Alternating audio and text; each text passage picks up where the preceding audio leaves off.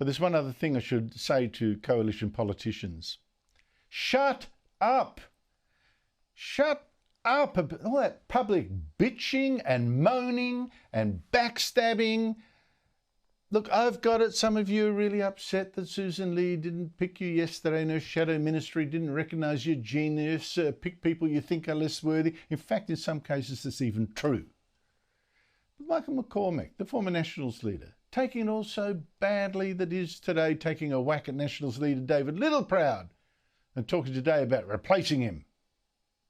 Well, look, you never say never. If it comes to pass that the party decides that I'm the one to lead them again in the future, well, so be it.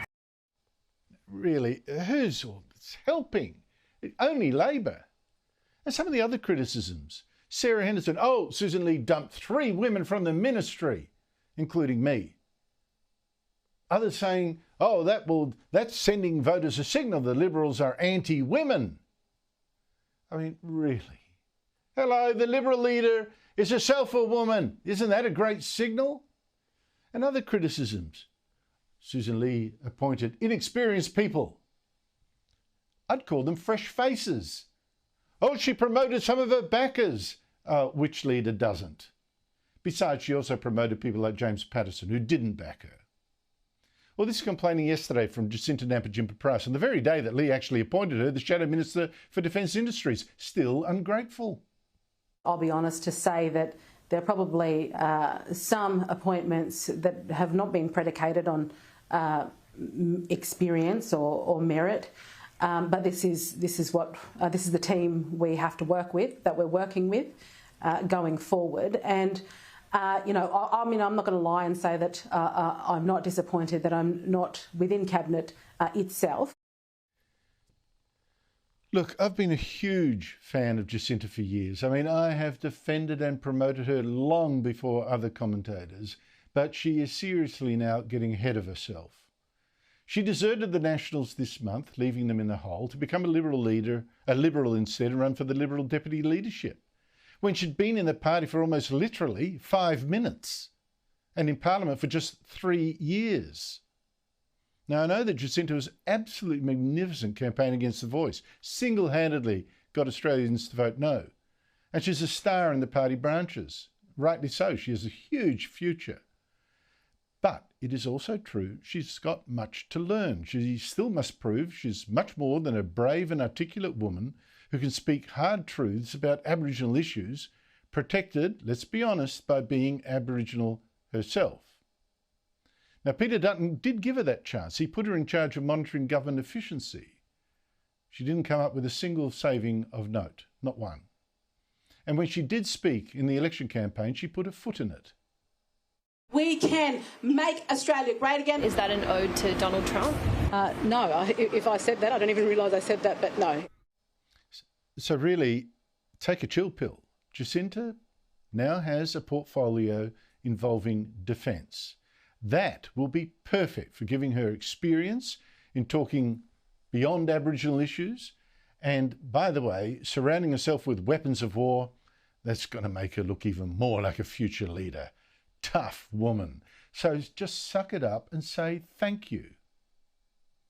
Now, I know I've burned bridges here with some coalition people, including Jacinta, unfortunately. But guys, your coalition is in such terrible strife that you need to be told. Your new leader deserves a chance. She's picked a new team, so for now, shut up and go for Labor, not your leader. Joining me is my regular Thursday commentator, Nationals MP Barnaby Joyce, the former Deputy Prime Minister, himself left out of the ministry. Barnaby, great to see you again. At least you're now free to say exactly what to say. I don't know what. But I shouldn't say anything after that. Well, say it now. Well, no, you go right ahead and say what you like. I've got nothing to say. I'm very sanguine. What's that? Sanguine dignor quam orum est. Is that right? Or well, that's the nominative, isn't it? I don't know. I think you were going to say something and now you won't. Sanguine dignio oro est is the ablative. Off you go. Now, well, if only more people, more in the audience spoke Latin. I certainly don't. But at least, Barnaby, one benefit of you not being on the shadow ministry or the ministry before that is that you're finally free to exactly to say what you never could on my show. You'd hint, you'd wink, you'd nod. Net zero, cutting Australia's emissions to zero net by 2050. You don't have to speak. Well, tell us what you really think, folks. Because it is mad. Look, I'll give you 4 reasons. First of all, we have the Chinese, the communist Chinese. Chinese people are great. Communist government not so great. Stooging around our nation off Sydney, off your coast. They did live fire exercise. That's practising to attack. That's why you do live fire exercises off your coast. We have to make this nation as powerful as possible, as quickly as possible. We need to throw the rule book out the window.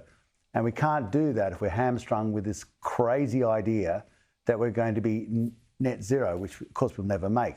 I'll give you another reason. It's absolutely decimating our economy. It's ridiculous. Talk to any pie shop, talk to any company, ask them what their energy bill is. It's through the roof. They can't afford it. Even in New South Wales now, we are going to have a 9.7% increase on the 1st of July. I'll repeat that, 9.7%. Approved by the government on the 1st of July, as if your power bill wasn't enough. We've also got the desecration of our landscape, I really mean this, environmental desecration of our landscape with wind towers, solar panels, swindle factories, capacity investment schemes, secret little agreements that we'll never know the details of for overseas companies and internal billionaires, so they become multi-billionaires. Power sold in 5-minute stacks where people get paid the highest price of the bid, not the lowest price, not the price they bid it in, the highest price. And most importantly, we have pensioners taken into destitution because they're the ultimate payer of this massive swindle. It is a swindle. And it works under the guise, under the guile of the snake of what you're going to say is, if you ever question them, you're abhorrent. You want the kiddies to instantaneously combust. It's guarded in guilt. And we suck this rubbish up. And we should be turning around saying, no to net zero. Just say no. Yeah, but what do you say then? I mean, just played Zoe McKenzie saying the opposition should stick by net zero. Well, no, but she just said should stick by net zero because locals in her seat and seats like that target. Well, I'm one of her voters in her electorate. I think it's a disaster. What's your response to that argument, that stick to this terrible policy because it's popular and voters will turn against you if you drop it? Well, we in New England have become the garbage can of your virtue. I mean, I like Zoe. Zoe is a mate. He's a really good mate. But let's take Zoe out of it and let's talk about other areas. The New England is not the garbage can of your virtue. We are not there to deal with the detritus of your wishes that you would never wish to be in your electorate. If you wish for wind towers with the microplastics and the bisphenol A, then put them up off your beaches. You certainly can do that. You actually can do that. Put the transmission lines across your suburbs. You certainly can do that. Live your virtue. Do not be a hypocrite. Live your virtue. Have these intermittent power precincts, these swindle factories that are guarded by government caveats, given a return even if they don't produce electricity. What a great scam. Oh, who thought of this? I wish I'd thought of this. I'd have cattle properties where you get a return even if you don't produce cattle. I mean, it's marvellous. I'd buy every cattle place in Australia. But they don't want it in their electorate. They want it in our electorate. And in the meantime, who pays the price? Cui bono? I'll give you another little piece of Latin there. So the point is, it's the pensioner. It's the poor person. It's the poor. We in politics are supposed to Barnaby, stand up when you say to pensioner, the powerful on behalf of the powerless. You look up the figures. But you look up the figures of people who've actually died of hypothermia in this country in cold houses, and it seems in some cases because they couldn't afford to heat them. And I mean, this is literally true. I've seen studies on this.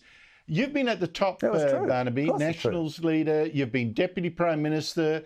Now your leader has told you that you're now just the backbencher. How are you coping with that? Does that make you think, look, my days in politics are behind me now, maybe I should quit? I've been there a few times before, as you probably are well aware. You do the best job you can wherever God gives you the fortune to place you. I've got two big tasks. Number one, I will look after the people of the New England and the Upper Hunter with all my heart, with all my soul, and with all my courage. I will continue to do that because I love that. My number one job. Number two, on a macro sense, I'm telling you right now, on behalf of our nation, having had that great honour of highest office, I'm going to fight against net zero because I'm saying to you viewers, don't rely on this building here to fix it up. If you don't get motivated, remember, we have a bit of a, if you want to get the other side of the equation, well, unfortunately, you've got the Labor Party, the Liberal Party, the Greens, and my own side, at the moment, the Nationals all believe in net zero. So where are you going to get the no argument from? How do you deal with this? How does an intelligent person hear the contrarian view and make an assessment on the facts presented to them? And I believe I, with others, have a role in doing that because I fervently don't agree with this. I think it's abhorrent. I think certainly do. It makes our nation weaker and we've got to fight against it. Barnaby, I certainly think you have a role in that, and I really look forward to you continuing your role on the show to prosecute that argument. I think it's so important. Barnaby Joyce, thank you so much for your time.